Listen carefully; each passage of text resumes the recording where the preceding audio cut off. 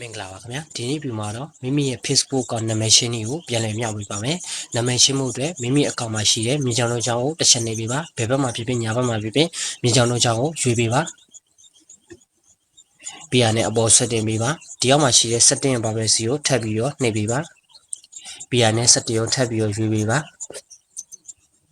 ဒီနေရာရောက်ပြီဆိုရင်တော့အပေါ်ဆုံးမှာရှိတဲ့ personal daily ကိုတစ်ချက်နှိပ်ပေးပါတကယ်လို့အောက်မှာရှိရင်လည်းရွေးပေးပါပြီးရတဲ့ profile ကိုထပ်ပြီးတော့နှိပ်ပေးပါထပ်ပြီးတော့ profile ကိုပဲရွေးပေးပါနာမည်ရှင်းမှဖြစ်တဲ့အတွက် name ကိုထပ်ပြီးတော့ရွေးပေးပါဒီနေရာရောက်ပြီဆိုရင်တော့အရင်နာမည်ကိုအရင်ဆုံးဖြတ်ပေးလိုက်ပါ first name နဲ့ last name ရှိပါတယ်ဒီနှစ်ခုပဲထည့်ရင်ရပါပြီအလယ်က name မှာထည့်စရာမလိုပါဘူးတကယ်လို့ထည့်ချင်တယ်ဆိုရင်တော့ရပါတယ်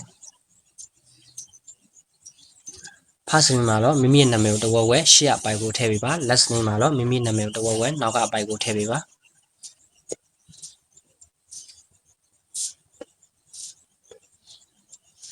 ဒီမှာဆိုကျွန်တော်ကတာရေးလို့ထည့်ပေးထားတယ်ပြီးရနဲ့အရင်ဆုံးနာမည်မရှင်းခင်နာမည်ကိုအစမ်းကြီးမှဖြစ်တဲ့အတွက်အောက်မှာရှိတဲ့ review ချင်းကိုတစ်ချက်နှိပ်ပေးပါဒီနေရာရောက်ပြီဆိုရင်တော့ကိုချင်းနားတဲ့နာမည်မှန်မှန်စစ်ပေးပါဒီမှာဆိုရင်တာရေးလို့ရှင်းမှပြတဲ့အတွက်တာရေးမှာအဆက်လေးရှိနေပါတယ်ဒါဆိုမှန်ပါတယ်ကိုချင်းနားတဲ့နာမည်မှန်ပြီဆိုတာနဲ့အောက်ကစေချင်းကိုနှိပ်ပေးပါ